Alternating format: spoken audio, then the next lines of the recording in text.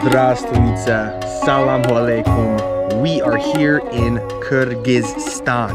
I'm super excited to show you guys this amazing Central Asian country, a place that's a complete blank spot on the map for most. And to start our video series, I'm in Kara-Balta, a city about an hour and a half outside of Bishkek, the capital. I want to show you guys the real Kyrgyzstan, and this is the video to do it. Let's see this beautiful country. So for your introduction to Kyrgyzstan, I think this is a very indicative place for explaining a little bit of the cultures that you're going to find here. So in the background here, you can see a big kind of Turkic style mosque. This is certainly a Muslim country. We're here during Ramadan as it's April, and you can find mosques in many places. You'll definitely find some Orthodox churches from the Russian presence, but the majority here is definitely mosques. Here in front of us is what a really typical thing to find in the former Soviet Union, and this is the basically Soviet memorial to the fallen soldiers of World War II. So here you can see 1941 to 1945, very Soviet style. Sometimes here they would have the eternal flame burning for the Soviet soldiers, and it's crazy how big the Soviet Union was. I mean, you have people from Kyrgyzstan who are thousands of miles from Europe, and they served, you know, saving the Soviet Union against the fascist Germans. And here in the background you can see mountains. It's kind of a cloudy day, but mountainous country, super beautiful. We've got lots to explore in this city, and I can't wait to do it. Life out here in the provinces of Kyrgyzstan, we're about an hour and a half outside of the capital, is very Soviet based. This city, Kara-Balta, that we're in was a mining city. Typically in the Soviet Union, each city had their own particular trade. So this was a mining city for different kinds of ores, but also a uranium processing plant city. So they take uranium from different regions, especially from Kazakhstan. They'd send it down here and process it for use in fuselages, in uranium power plants, and of course nuclear weapons that the Soviet Union was building.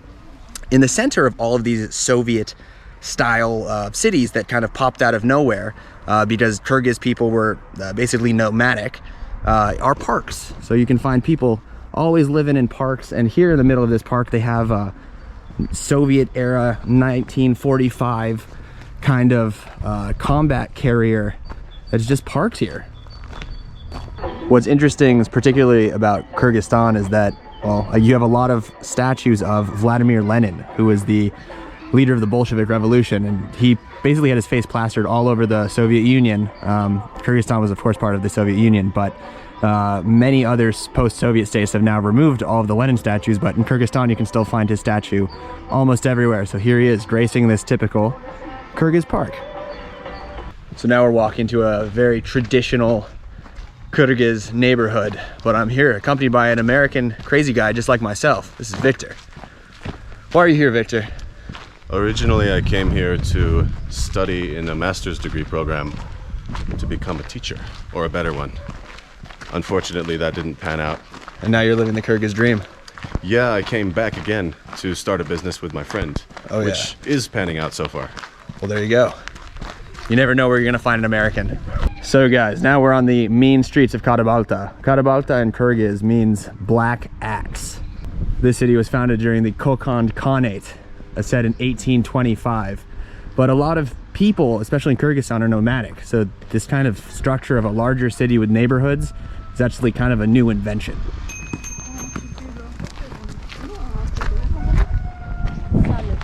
Salam, bro.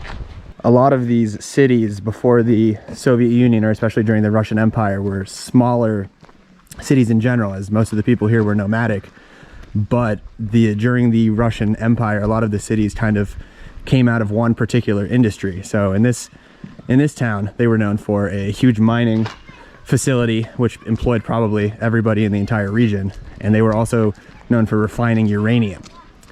So at the fall of the Soviet Union, a lot of these larger Soviet-supported, Moscow-supported industries closed, and so a lot of people lost their jobs and had to diversify into different industries. Apparently they were refining uranium until 2005, but apparently they were refining uranium until 2005 for the Kazakhs, but that has since ended. So it's very hard to imagine what the people of this dusty Kyrgyz town are doing these days, but they're hustling. walking through a village like this, it's really interesting. You can see the style of the homes are very Russian style, is what I would say. And a typical Russian dacha, which is like a country or village home, typically has this wooden top with a sort of slanted roof. It's a very simple small house. Some of them are more ornate than others for sure. And they always paint them in these kind of blues and greens, which is super beautiful, very interesting. So this is a good example of a house of someone who definitely still has a little bit more money for the community. So they've got this kind of nice decked out dacha with the private gate. They went turquoise to let everybody know they're balling. Going for it. Number 8, Kara-Balta. So being on the old Silk Road, these are definitely market people. So we're gonna bomb into a market and see what we find.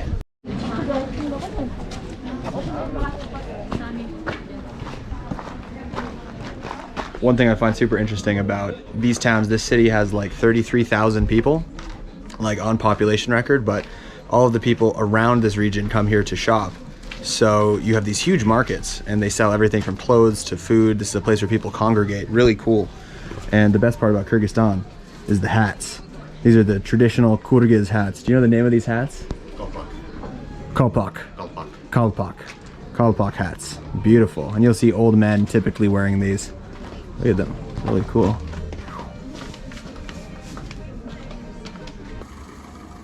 It's a great shot. The best part about these markets is you're on like the old Silk Road. So you get like textiles, you get with kind of different styles from Asia, from Russia. You get food from Asia, from Russia, from kind of Turkic Middle Eastern cultures. You get all kinds of things coming into this region and it's super, super diverse. To get started with Kyrgyz food, I've come to Ataman, which is just a traditional, super typical little fast food spot. And I got something called a kurnik.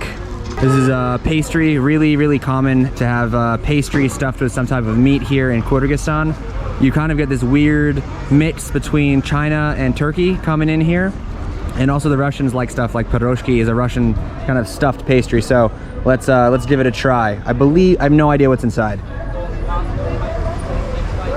All right, let's give this a try. Oh, super good. Seems to be kind of like, it's wrapped like a bao, but it's baked, not steamed. Inside you've got potato, chicken, a little bit of just pepper and salt. Super, super simple, really tasty. This was 35 soms, so like less than 50 cents. The average salary here in probably the provinces of Kyrgyzstan is probably like $150 a month. So this would be a pretty fair price for lunch, but you know, if you're traveling from abroad, as cheap as it gets.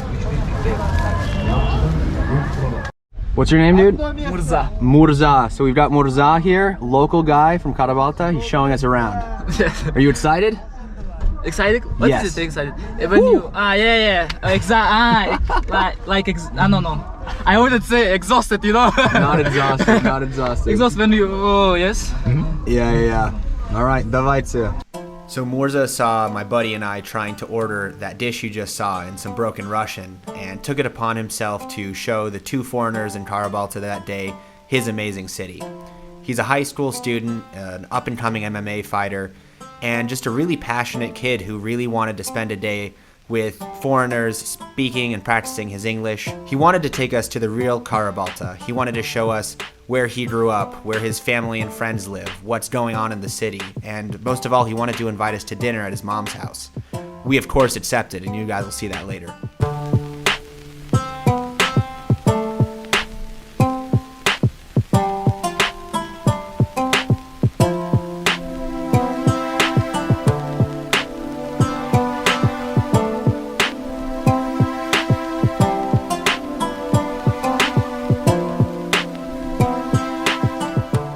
So what place is this?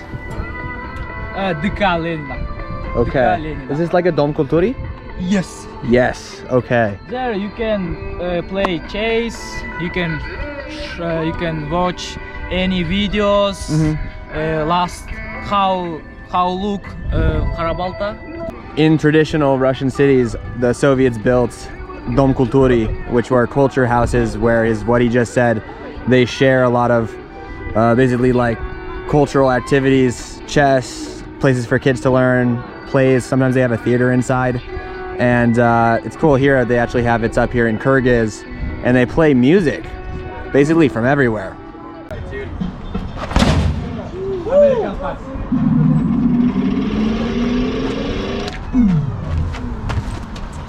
Kyrgyz punch. Oh shit. If you live in Kara-Balta, you must learn Yeah. how to fight. Oh, it's much more. New record.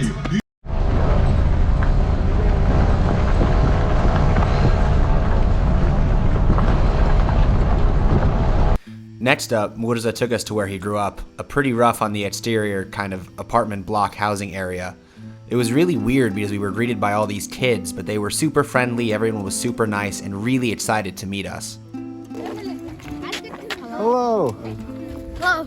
Hello, hello! America!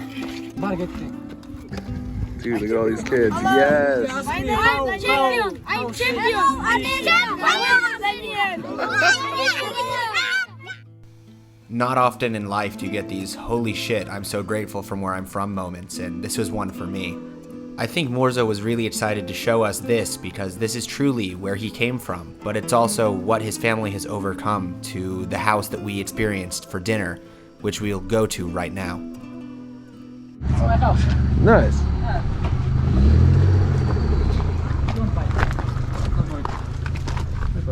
I don't know how to say. Traditional Kyrgyz house. It's regular. We have a traditional Kyrgyz meal. Look at this. Beautiful. Your mom made all of this? Yes, everything. She made everything from scratch. Wow. Wow. So can you tell me what everything is? Name? Call? Yeah. It's это пирожки. Пирожки. Okay. Это с капустой, это с картошкой. Okay, this It's is this with potato. potatoes. Yeah. This with I don't know really how to speak in English. What was the word in Russian? It's пирожки. Piroshki. Yeah. Okay. This cake. Cake, yes, cake with meat. Okay. Домашний Only meat.